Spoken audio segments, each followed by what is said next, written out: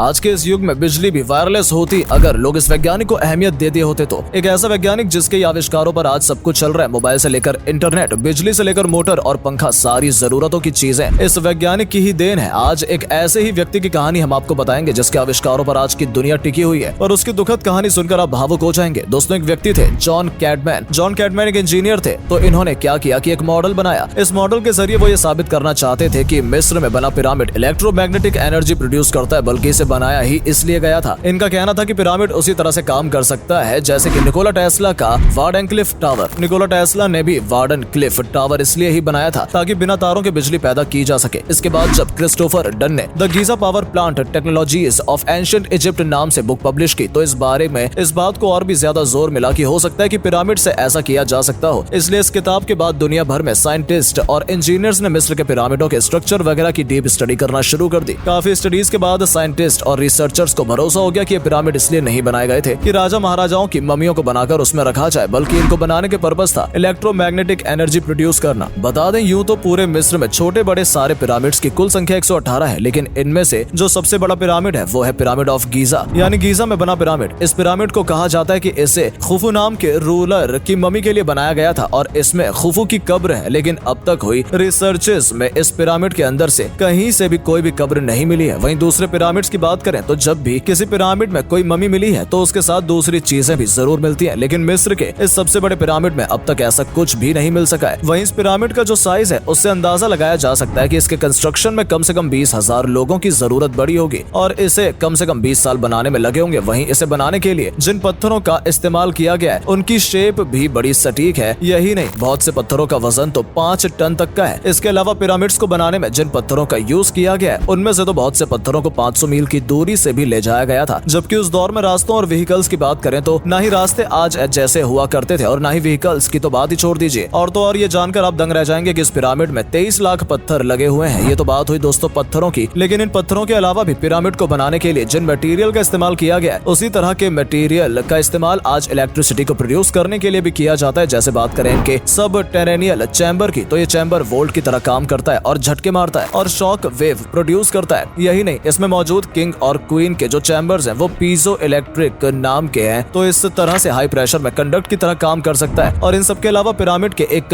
Insulator की तरह काम करने वाले मटेरियल से कवर भी किया गया था। तो इस तरह क्रिस्टोफर डन ने पिरामिड को लेकर जो थ्योरी दी थी वो एक तरह से काफी हद तक प्रैक्टिकली भी सही नजर आती है। दोस्तों, लगता है कुछ खिचड़ी जैसा पक गया है ना, लेकिन कोई बात नहीं, कुछ देर में आपको सब कुछ साफ साफ समझ में आ जाएगा। तो चलिए बात करते हैं थोड़ा सा डिटेल में उन मटेरियल्स के बारे में जिनका इस्तेमाल पिरामिड को बनाने में किया गया है। जैसे बात करें क्वार्ट्ज की, जिसका इस्तेमाल पिरामिड में किया गया है, तो ये मटेरियल दोस्तों पीजो इलेक्ट्रिक क्रिस्टल की तरह काम करता है। दरअसल इस क्रिस्टल की खासियत होती है कि अगर इसे प्रेस किया जाता है तो इसका एक सिरा पॉजिटिवली चार्ज हो जाता है और दूसरा नेगेटिवली चार्ज हो जाता है। अब इसका मतलब तो आप समझ गए होंगे कि एक क्रिस्टल का यूज एक बैटरी की तरह भी किया जा सकता है। तो दोस्तों क्वार्ट्ज क्रिस्टल भी इसी तरह काम करता है। इसके अलावा पिरामिड को 500 मील दूर लाए गए जिन भारी पत्थरों से बनाया गया है वो भी रोज ग्रेनाइट से बने हैं। और रोज ग्रेनाइट की बात करें तो इसमें हाईली कॉन्सेंट्रेटेड सिलिकॉन डाइऑक्साइड होते हैं, जो सिलिकॉन डाइऑक्साइड को ही क्वार्ट्ज कहा जाता है। अब चलिए उस मटेरियल की भी बात कर लेते हैं जिससे पिरामिड को कवर किया गया था। वो मटेरियल भी दोस्तों खास तरह का मटेरियल था जिसका इस्तेमाल इंसुलेटर की तरह किया गया था ताकि जब पिरामिड में बिजली प्रोड्यूस हो तो पिरामिड से बाहर न जा पाए। इसके अलावा पिरामिड को बनाने में जिन स्टोन्स का यूज किया गया है वो न्यूमिलिटिक्स लाइमस्टोन है, लेकिन इन स्टोन्स को एक और मटेरियल से कवर किया गया था जो कि व्हाइट लाइमस्टोन था। और इसी मटेरियल को दोस्तों पिरामिड से सैकड़ों मील दूर टोरा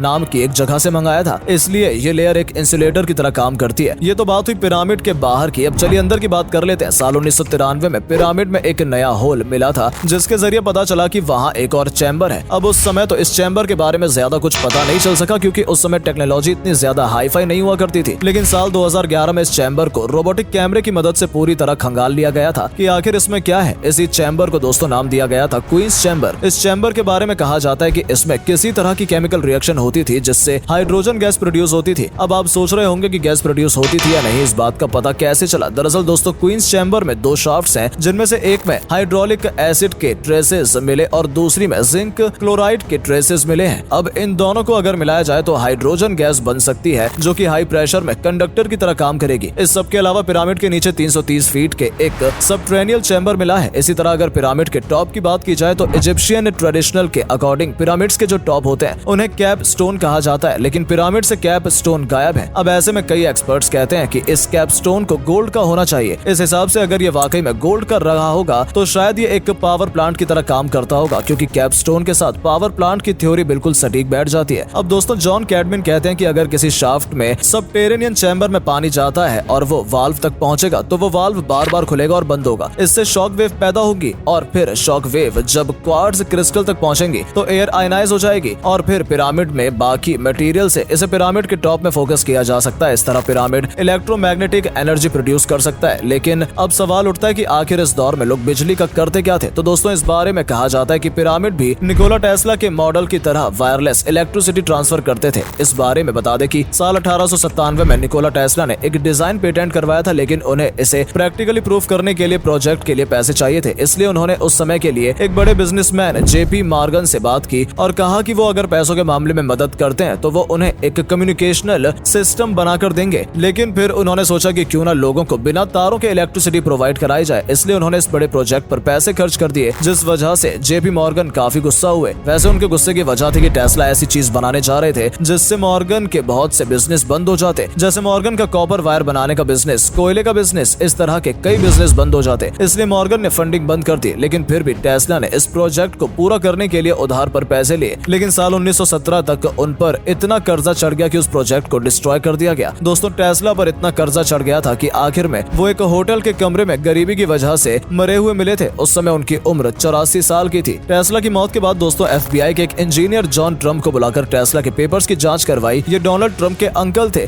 जॉन ने टेस्ला के पेपर्स की स्टडी की और उसके बाद कहा कि इन पेपर्स की कोई साइंटिफिक वैल्यू नहीं है। जबकि दोस्तों बहुत से लोग गीजा के पिरामिड को टेस्ला की वार्डन क्लिफ टावर के साथ कंपेयर करते हैं, क्योंकि दोनों बनावट वगैरह काफी मिलती जुलती है और इसलिए ये भी कहा जाता है कि टेस्ला पिरामिड के रहस्य से वाकिफ हो चुके थे। दोस्तों इस वीडियो को हम यहीं समाप्त करते हैं। आपका गीजा के पिरामिड के बारे में क्या ख्याल है हमें कमेंट करके जरूर बताइएगा और हमारे चैनल को सब्सक्राइब जरूर कर लीजिएगा। धन्यवाद।